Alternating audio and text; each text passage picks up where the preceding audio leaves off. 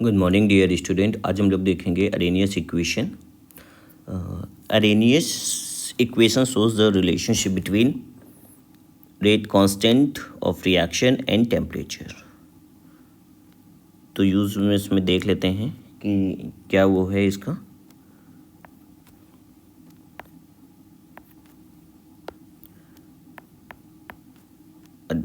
The Arrhenius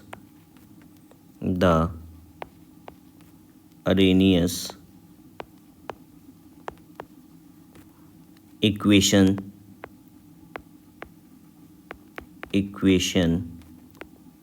shows the relationship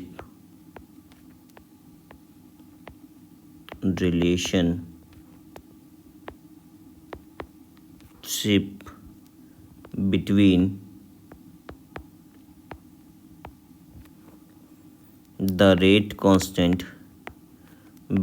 the rate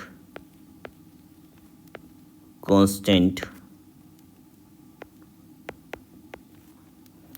of reaction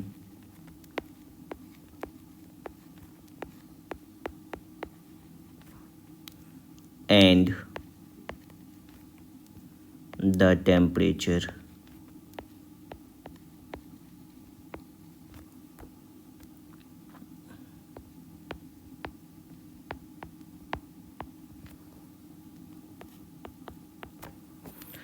तो Arrhenius equation आपको एक relationship बताएगा किसके बीच में, rate constant of the reaction and temperature के बीच में।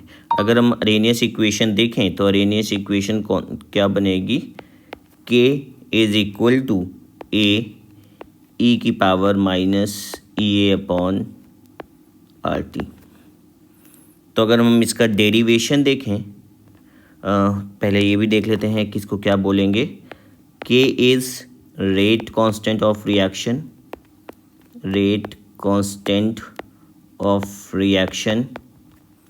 A आपका होगा फ्रीक्वेंसी फैक्टर या प्री एक्सपोनेंशियल फैक्टर भी बोलते हैं हम इसे। तो हम इसे लिख दे रहे हैं फ्रीक्वेंसी फैक्टर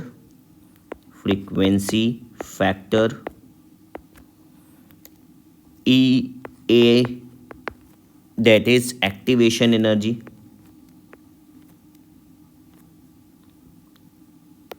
ये आपका बन जाएगा एक्टिवेशन एनर्जी,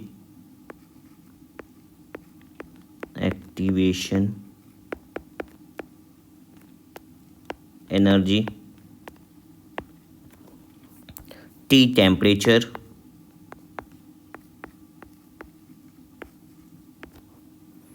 एंड E आपको पता है बेस ऑफ नेचुरल लॉगरिथम जिसकी वैल्यू 2.718। तो ये आपका क्या कहते हैं इक्वेशन होती है। अब अगर हम इसी को क्या कहते हैं डेराइव कर लें तो डेरिवेशन देख लेते हैं। इसका डेरिवेशन क्या बनेगा,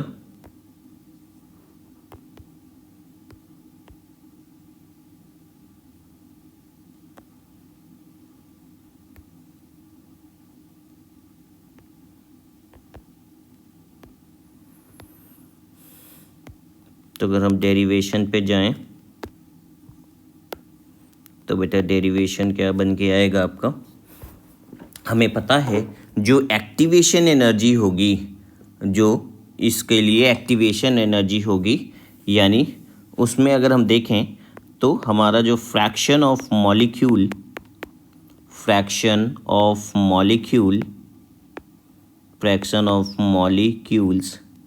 which are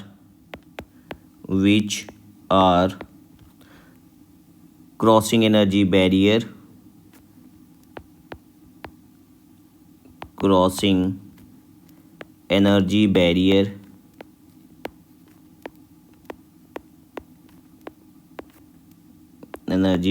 is equal to E की पावर -EA/RT। तो कितने fraction of molecule energy barrier cross करेंगे, वो होगा आपका कितना, E की पावर -EA/RT। R की वही वैल्यू मैंने बताई अभी आपको, अगर हमारा एक्टिवेशन एनर्जी को जूल में निकालना है तो 25/3, और अगर हमें क्या कहते हैं कैलोरी में चाहिए एक्टिवेशन एनर्जी तो आर की वैल्यू 2 हो जाएगी। सेकेंडली हम देखें तो हमें पता है कि जो रेट ऑफ रिएक्शन है, rate of reaction is directly proportional to rate of reaction is directly proportional to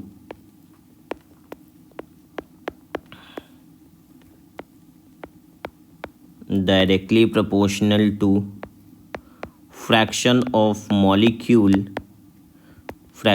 molecule crossing energy barrier।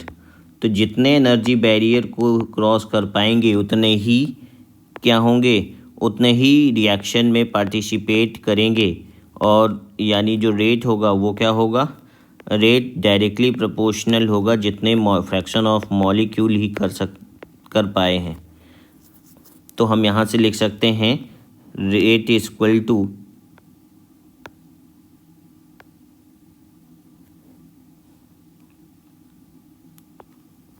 rate is directly proportional to e की पावर माइनस EA/RT।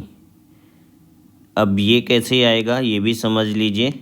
देखिए, अगर हमारे पास क्या कहते हैं रेट है तो क्या कहते हैं जितना भी मॉलिक्यूल उस एनर्जी बैरियर को जब तक क्रॉस नहीं करेंगे तब तक वो प्रोडक्ट में कन्वर्ट नहीं होंगे। अगर ये एनर्जी कम रहेगी तो हमें पता है कि किसी भी मॉलिक्यूल को प्रोडक्ट में कन्वर्ट होने के लिए उतना sufficient amount of the energy चाहिए होता है। अगर उससे कम होगा तो वो प्रोडक्ट में कन्वर्ट नहीं होगे, वापस वो रिएक्ट एनर्जी लेकर के ट्रांजिशन वगैरह तो करेगा, मूवमेंट वगैरह करेगा, लेकिन प्रोडक्ट में कन्वर्ट नहीं होगा। तो हमारे पास ये दो इक्वेशंस आ गई हैं। एक तो क्या कहते हैं आपका फ्रैक्शन ऑफ द मॉलिक्यूल किसके डायरेक्टली प्रोपोर्शनल e की पावर माइनस EA/RT, और क्या कहते हैं जो रेट हो गया वो भी क्या हो गया आपका, रेट भी क्या कहते हैं आपका डायरेक्टली प्रोपोर्शनल टू e की पावर माइनस EA/RT। तो अब अगर हम देखें यहाँ से हमें पता है रेट इज इक्वल टू क्या होता है K कॉन्सेंट्रेशन की पावर ऑर्डर, और अगर अब हमारे पास जो क्या कहते हैं कॉन्सेंट्रेशन है वो कांस्टेंट कर दें तो हमें पता है क्या बन जाएगा, ये कांस्टेंट हो जाएगा तो रेट इज़ इक्वल टू क्या हो जाएगा K।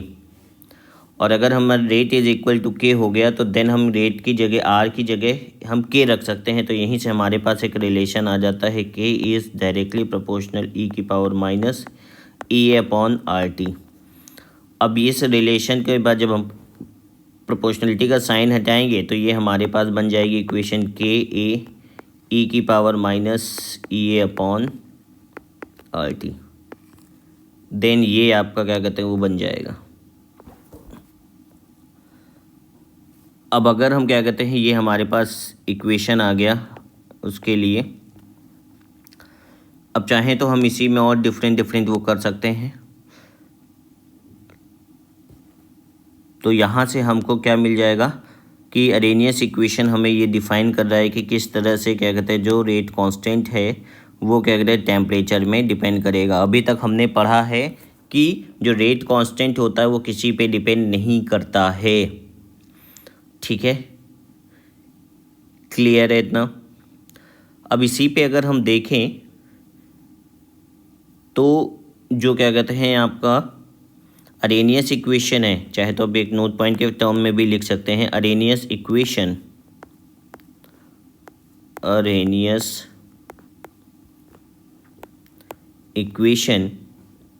Not applicable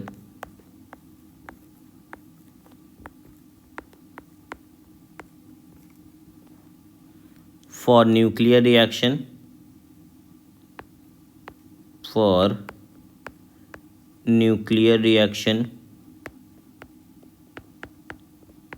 and zero order reaction।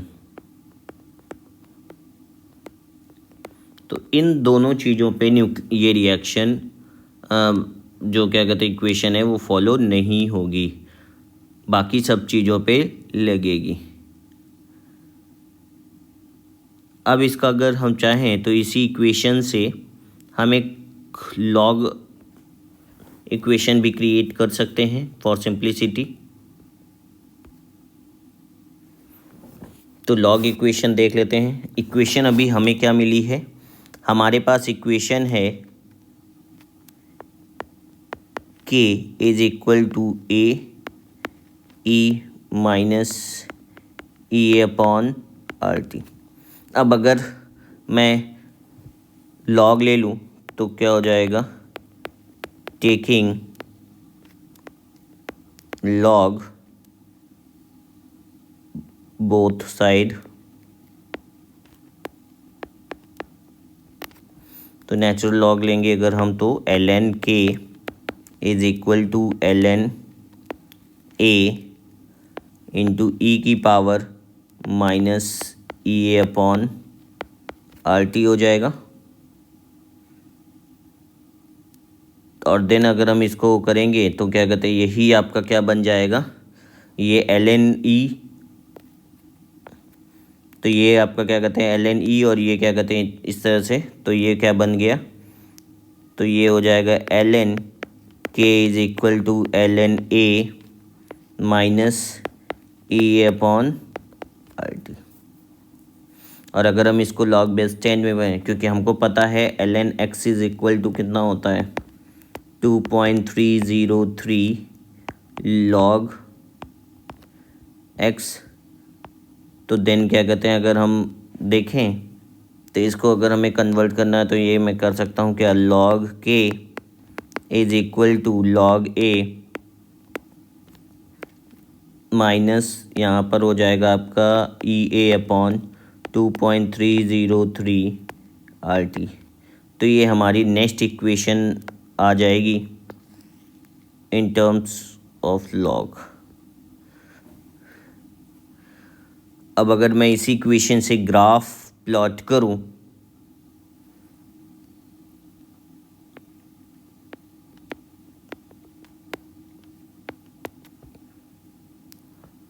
तो ग्राफ अगर मुझे प्लॉट करना हो, किसके किसके बीच में ग्राफ प्लॉट है, ग्राफ अगर मुझे देना है ln k और 1/t के बीच में, तो सिंपल सा ये ग्राफ आएगा। अगर आपको यहाँ दिख रहा है तो ये क्या कहते हैं, ये जो टर्म है, मतलब हमारे पास इक्वेशन क्या है, हमारे पास इक्वेशन है लॉग या ln k। तो मैं इसको यहाँ पर लिख लेता हूँ इक्वेशन भी, ln k is equal to ln a minus E A upon 2.303 R T. तो अगर आप देखेंगे हमें किसके किसके बीच में ग्राफ है, तो ये हो गया आपका y, ये y हो गया, और यहाँ से अगर मैं 1/t कर दूँ तो डैट इज़ आपका क्या x और y हो गया। तो ये वाली जो वैल्यूज़ है, ये वैल्यू बन जाएगी आपकी क्या m, और ये वैल्यू हो जाएगी क्या c। तो अगर हम इसको के ग्राफ में देखें तो ग्राफ में हम इसको क्या कर सकते हैं, कुछ इस तरह से क्या कहते हैं, आपका ये नीचे की ओर जाएगा, और ये जो वैल्यू आएगी वो क्या आ जाएगी ln a। और स्लोप आप चाहें तो स्लोप भी लिख सकते हैं, स्लोप इज इक्वल टू बन जाएगा माइनस, सॉरी एक चीज़ याद रखिएगा, यहाँ पर ये 2.30 नहीं होगा क्योंकि हम नेचुरल लॉग में देख रहे हैं। तो ये बन जाएगा आपका स्लोप ई ए अपॉन में आर। तो इस तरह से क्या कहते हैं आपका लॉग में अगर आपको लिखना है तो सेम यही ग्राफ बन जाएगा, बस यहाँ पर क्या कहते हैं वैल्यू आपकी चेंज हो जाएगी। अब इस पे बेस्ड एक क्वेश्चन भी कर लेते हैं, पूछा गया है, तो क्वेश्चन देख लीजिए इसी के बिहाफ पर। क्वेश्चन क्या है कि आप फॉर अरेनियस, ये एक सेकेंड थोड़ा सा चेंज कर रहा हूँ language, for a reaction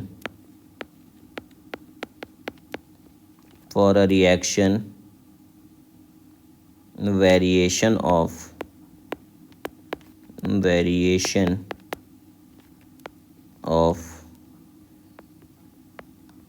ln k is given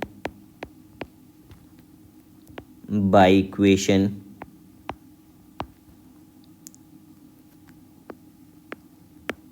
ln k is equal to 5 minus 20t। तो इसमें आपको ये वैल्यू दे रखी है इक्वेशन। आपको क्या क्या निकालना है? सबसे पहला calculate activation energy, calculate activation energy. Second point है आपका calculate value of A, calculate value of A. Third point है इसी में आपका calculate value of rate constant eight -223, calculate value of rate constant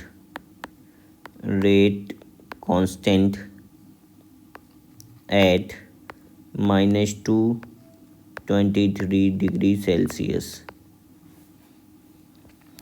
तो चलिए एक एक करके इन क्वेश्चंस को भी सॉल्व कर लेते हैं।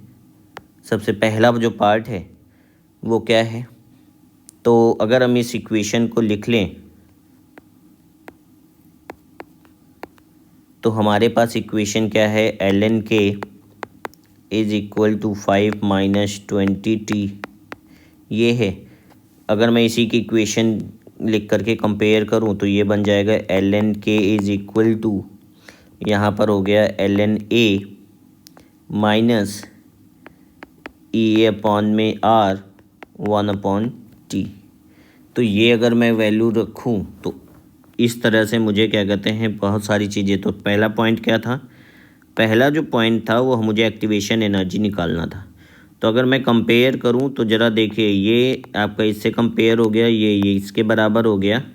और क्या कहते हैं इस इक्वेशन को अगर मैं देखूं तो मैं इस इक्वेशन को मॉडिफाई करके लिख सकता हूं आगे ln k is equal to 5 minus 21/t, ये लिख सकता हूं। अगर मैंने ये लिख लिया तो मुझे यहाँ से अब तो डायरेक्टली वैल्यू पता चल गई है, e upon r is equal to 20।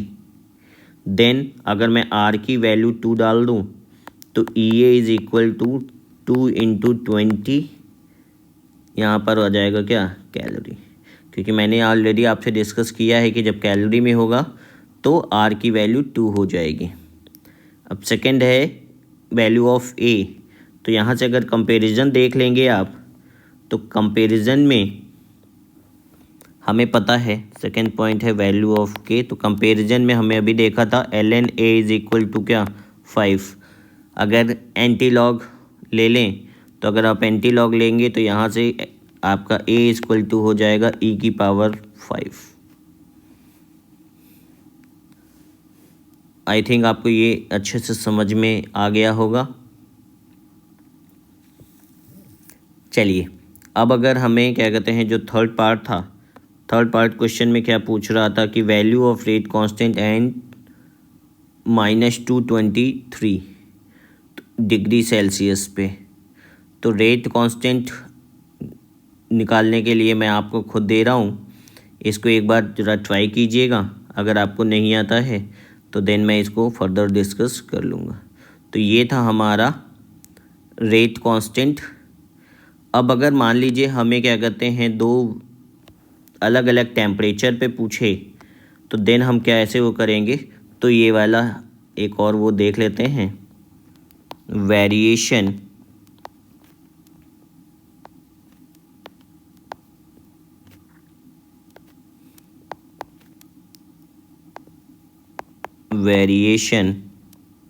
Of rate constant with temperature. तो टेम्परेचर के साथ कैसे क्या कहते हैं आपका चेंज होगा, हमको ये देखना है इस हेडिंग में। तो हमें पता है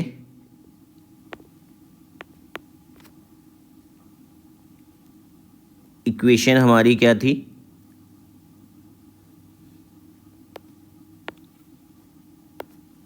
हमारी इक्वेशन है K is equal to A E की पावर माइनस ई ए अपॉन आर टी। ये हमारे पास इक्वेशन है। और अगर क्या कहते हैं ये हमारे पास इक्वेशन है। अच्छा, एक चीज़ याद रखिएगा, यहाँ पर अगर आप देखेंगे तो यहाँ पर कुछ चीज़ें क्या कहते हैं, अगर टेम्परेचर के साथ वेरिएशन पूछेगा तो activation energy, pre exponential factor and delta H की जो वैल्यू होगी वो क्या कहते हैं यहाँ पर हम एज्यूम करके चलेंगे कि वो इंडिपेंडेंट है, सिर्फ टेम्परेचर आपका क्या होगा, चेंज हो रहा है। तो देन क्या कहते हैं आपका हाँ, अगर वो मेंशन होगा तो देन हम उसकी तरह हम ट्रीट करेंगे इसको, अदरवाइज़ आपका क्या कहते हैं इसी इक्वेशन से डायरेक्ट करेंगे। तो अब हम दो टेम्परेचर मान लेते हैं। एक टेम्परेचर हमने ले लिया T1 और दूसरा टेम्परेचर ले लिया T2। अगर T1 है तो देन हमारा K is equal to K1 और यहाँ पर K इज इक्वल टू क्या हो गया, K2। तो पहले वाली इक्वेशन से वो बनाएंगे तो हमारे पास आ गया K1 is equal to A E की पावर माइनस ई ए अपॉन आर T1 और यहाँ बन गया K2 ए ई की पावर माइनस ई ए अपॉन आर T2। तो ये हमारे पास दो इक्वेशंस आ गई हैं। अब अगर हम इन दोनों इक्वेशंस को क्या करें, डिवाइड कर दें, तो दोनों इक्वेशन को यानी 2 को अगर हम डिवाइड कर दें किससे, 1 से, तो हमारे पास इक्वेशन क्या बन जाएगा, K2 upon K1 is equal to, अब देखिए ए से ए कैंसिल हो जाएगा लेकिन मैं लिख दे रहा हूँ यहाँ पर अभी आपको, माइनस ई ए अपॉन आर T1, नीचे भी आ जाएगा ए ई की power minus E A R T2। Sorry, यहाँ पर 2 हो गया, यहाँ पर 1 हो गया। अब देन हम क्या कहते हैं, अगर हम देखें तो ए से कैंसिल हो जाएगा और क्या कहते हैं ये इक्वेशन कुछ इस तरह से कन्वर्ट हो जाएगी। तो ये बन, और फिर देन हम क्या कहते हैं इसको लॉग ले लें। तो पहले हम एक एक काम करते हैं, K2 अपॉन में K1 is equal to E की power E upon R, bracket के अंदर 1 upon T1 minus 1 upon T2, क्योंकि ये टर्म बेटा ऊपर चला जाएगा। और अगर हम लॉग ले लें तो हो गया ln K2 upon K1 is equal to E R 1 upon T1 minus 1 upon T2। तो ये आपकी इक्वेशन बन जाएगी। और अगर हम इसको लॉग बेस 10 में कर दें तो देन हमारे पास क्या आ जाएगा, log K2 upon K1 is equal to E A upon 2.303 R in bracket 1 upon T1 minus 1 upon T2। ये इक्वेशन आपकी बन जाएगी और इसी इक्वेशन को हम क्या बोलते हैं, अरेनियस इक्वेशन। तो डिफरेंट टेम्परेचर पे ये आपको ये इक्वेशंस लगा करके, इस तरह के क्वेश्चन में आपको दो टेम्परेचर देगा और जनरली एक्टिवेशन एनर्जी वगैरह की वैल्यू पूछता है। तो ये था आपका variation of rate constant with temperature. तो डियर स्टूडेंट, आप ये सारी चीज़ें कंप्लीट कीजिए, अच्छे से तैयार कीजिए एंड PYQ के क्वेश्चंस सॉल्व कीजिए। अगर कोई दिक्कत आती है